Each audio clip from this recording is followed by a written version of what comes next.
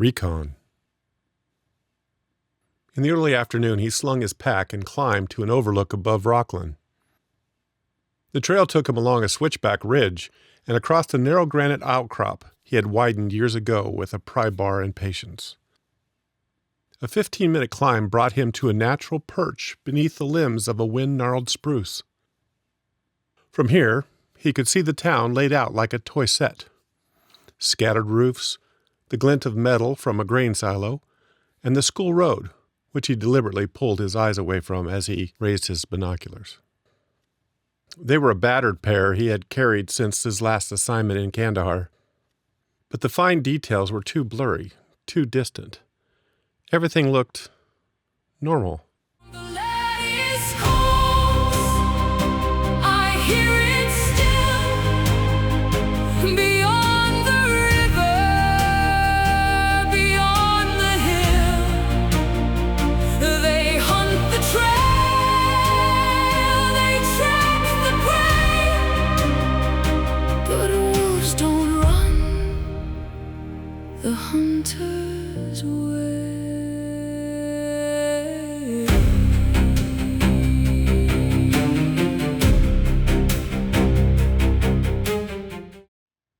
Boring. A pickup rolled slowly through the intersection. Wind pushed loose papers across the empty parking lot beside the post office. Smoke curled from chimneys into the cold morning air. But it felt wrong.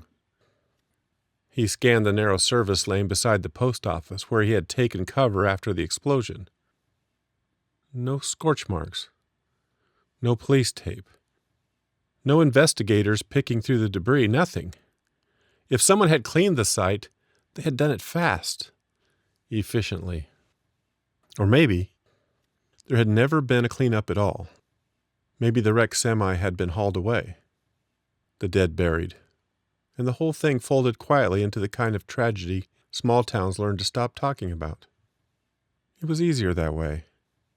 The human mind had soft teeth when it came to the truth. "I'd watch the post office," he muttered. "Only crossroads in town. Clear sightlines in every direction."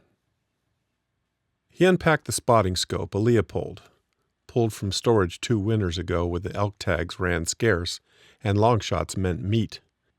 It had belonged to a retired Forest Service ranger who once tracked poachers through these hills and left the scope behind in a box marked simply, "For the next set of eyes."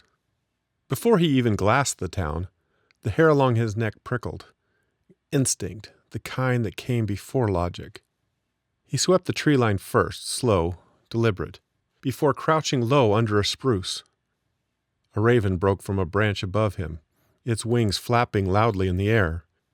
His pulse kicked. "I hate ravens," he told himself. Though what he meant was something closer to they find you before you find them. He set the scope on his tripod, dialed the magnification, and adjusted parallax. The optics pulled the town closer, brushing away the haze of distance. He panned slowly, under the post office eaves, to the flagpole, up the line, until he reached the finial, a dull brass ball no larger than a grapefruit. From this distance, it should have looked smooth. It didn't. At the right angle, just where the sun caught the metal, a crescent glint appeared. Not gold, but glass. A convex surface, half the size of a dime, tucked inside the shadowed base of the ball. It vanished when he adjusted the scope, reappeared when he dialed it back in. He clicked his tongue. Gotcha. It wasn't a relic, it was a lens. And it was looking back. For a long beat, Cole didn't move. The scope rested cold against his brow, his breath fogging the eyepiece. A lens inside a flagpole finial, subtle, hidden, deliberate. His mind cataloged possibilities. Wideband scanner. Maybe even an uplink relay. Whatever it was, it meant someone didn't just clean up Rockland, they were monitoring it. He let the scope drift away from his eye, scanning the ridge behind him with raw instinct. Snow whispered down from a branch overhead, harmless. but his pulse didn't ease, not yet. He stayed at the overlook until dusk, sipping melted snow from a thermos and making rough sketches in his notebook. He labeled vans and counted how often they moved. One blue sedan circled town 3 times in an hour. Slow, deliberate loops. Unmarked plates. He jotted that down too. Dead ground reckoning. When the light fell, he packed up and moved quietly down the ridge, boots brushing snow in practiced silence. By the time he made it back to his shelter, the air had gone cold enough to sting his lungs. Inside, he hung his coat, relit the stove, and sat on the bench. He sharpened the pencil to a hard point, the kind he used to keep in shirt pockets on deployment, and started writing. The act steadied him.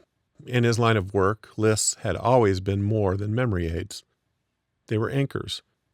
When chaos closed in, procedure was the lifeline. Approach from the East Canyon only, he underlined it twice. The western approach was flat and exposed. A rookie would take it and end up a silhouette in someone's scope. The east was fractured terrain, cover, concealment, multiple fallback points. Night travel preferred, no fires. Obvious, but he wrote it anyway. Fires drew eyes. He had seen patrols in Afghanistan caught because someone thought the desert sky was too big to notice smoke. Pack light. Stove, tarp, filters.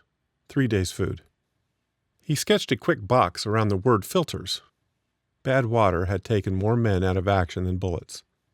People forgot that. He didn't.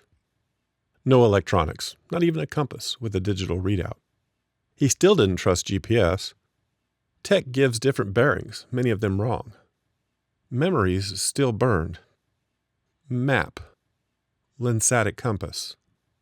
Sun, stars, they don't lie. Watch for drone patterns. He tapped the pencil against the page. They were cheap now and disposable. A man could mistake the sound for insects if he didn't know better. Cole knew better. Stay hidden until an exit is guaranteed. Always plan for the way out before you plan the way in. He paused, then added the last line in block letters. Burn notes. That one wasn't just a habit. Paper had a way of surviving longer than men.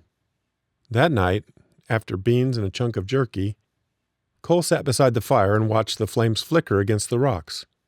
His body ached. His hand throbbed. He missed the feeling of certainty, the kind that used to come with rank and command. He didn't have a unit. He didn't have a mission, briefing, or a radio man on standby. But he still had his instincts. And they were telling him this wasn't random, that whatever happened in Rockland was just a toe in the water, a ripple from something bigger. He thought of Kandahar again, of the radio chatter headquarters had dismissed his rumor. He remembered the way the men had started carrying extra magazines, cleaning their rifles twice a day, because they couldn't clean the unease. 2 weeks later, a partner patrol failed to report in. The QRF found scorched earth and tire tracks that led nowhere. No clear contact site, no debris. Just an empty ground where something had happened. This felt like that, but colder, quieter, older.